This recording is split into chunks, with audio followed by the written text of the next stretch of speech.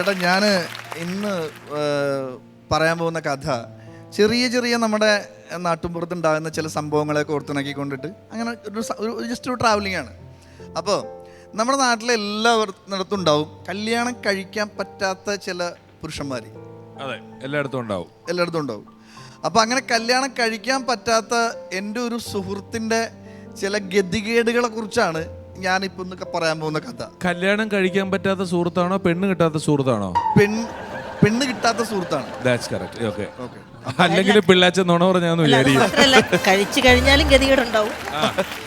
അപ്പൊ ഇതിന്റെ അവസാനം ഇതാണ് സംഭവം. അപ്പൊ ഇത് ആക്ച്വലി എന്താന്ന് വെച്ചാൽ പുള്ളിക്ക് 10-35 വയസ്സായി, ഇതുവരെ പെണ്ണ് കിട്ടിയിട്ടില്ല. അപ്പം ഞങ്ങളിങ്ങനെ പല സ്ഥലത്തായിട്ട് ഇവന് പെണ്ണ് കാണുന്നുണ്ട്, പെണ്ണ് ആലോചിക്കുന്നുണ്ട്. ഇവൻ്റെ ഒന്ന് കാശ് മേടിച്ച ബ്രോക്കർ 3 സെന്റ് സ്ഥലം മേടിച്ചു, എന്നിട്ടും ഇവന് പെണ്ണ് കിട്ടിയിട്ടില്ല. ഒരു ദിവസം പുള്ളി പറയണ ഒരു സ്ഥലത്തൊരു പെണ്ണുണ്ട്, നമുക്ക് പോയി കാണുമ്പോൾ സംഗതി ഓക്കെ ആണല്ലോ. പുള്ളി പറയണ ഓക്കെയാണ്.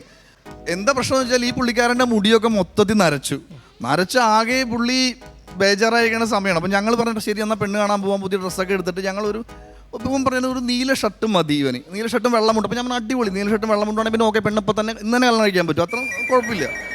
പോണ വഴി നമ്മൾ പറയാം നമുക്ക് ഡൈ ചെയ്യാം, നിൻ്റെ മുടി മൊത്തം നിറച്ചിരിക്കാണല്ലോ, എന്തിനാണ് നമ്മൾ ഇങ്ങനെ ഒന്നും ശരിയാവത്തില്ല. അപ്പം എന്നാൽ പിന്നെ ശരി ഡൈ ചെയ്യാമെന്നൊരു ഡൈ ചെയ്തിട്ട് ഞങ്ങൾ ഈ വണ്ടിയിൽ നിന്ന് പെണ്ണിൻ്റെ വീട്ടിലേക്ക് ഇറങ്ങി പോണ വഴി മഴ പെയ്ത് കംപ്ലീറ്റ് ഡൈ ഒഴിച്ച് ഇവൻ്റെ നീല ഷർട്ടിൽ വീണ്. ചെന്ന് ബെല്ലടിക്കാൻ പെണ്ണിൻ്റെ അമ്മ പറയാം ചേട്ടാ മോട്ടർ നന്നാക്കാൻ വേണ്ടി നാളെ അല്ല വരാൻ പറഞ്ഞു, ഇന്നൊരു പെണ്ണുകാളുണ്ടെന്ന് പറഞ്ഞു. അപ്പം ഇവൻ പറഞ്ഞു ചേച്ചി സോറി അമ്മേ, ഞാൻ മോട്ടർ നന്നാക്കാൻ വന്ന ആളല്ല, ഞാൻ പെണ്ണ് കാണാൻ വേണ്ടി വന്നതാണ്. അപ്പം ഈ മോനെ അബദ്ധം പറ്റിപ്പോയി, വാ ഇരിക്കും ചെറിയ വേസ്റ്റായി പോകുന്നു പറഞ്ഞിട്ട് കയറ്റി അകത്തിരുത്തി.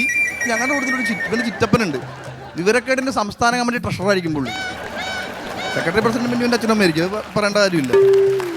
അപ്പം ഇവൻ ഈ പുള്ളിക്കാരൻ ഇങ്ങനെ ഇരുന്ന് സംസാരിച്ചപ്പോൾ ഞങ്ങളിങ്ങനെ പെണ്ണിനെ കാണാം, സംസാരിക്കാം, പെണ്ണ് വരട്ടെ എന്നാ ഞങ്ങളിങ്ങനെ ആലോചിച്ചുകൊണ്ടിരിക്കുക. അപ്പം ഞാനൊരു പപ്പടം എടുത്ത് ഇങ്ങനെ പിടിച്ച് ഇയാളോട് അച്ഛനോട് പറയാം എന്നാൽ പിന്നെ അമ്മേനെ വിളിക്കാം. അപ്പം തന്നെ കംപ്ലീറ്റ് കാര്യങ്ങൾ പോയി. അപ്പം ഞാൻ ഇത് അപ്പുറം കൂടി ഞാൻ എന്തിങ്ങനെ പറയണേ സത്യം പറഞ്ഞു കഴിഞ്ഞാൽ.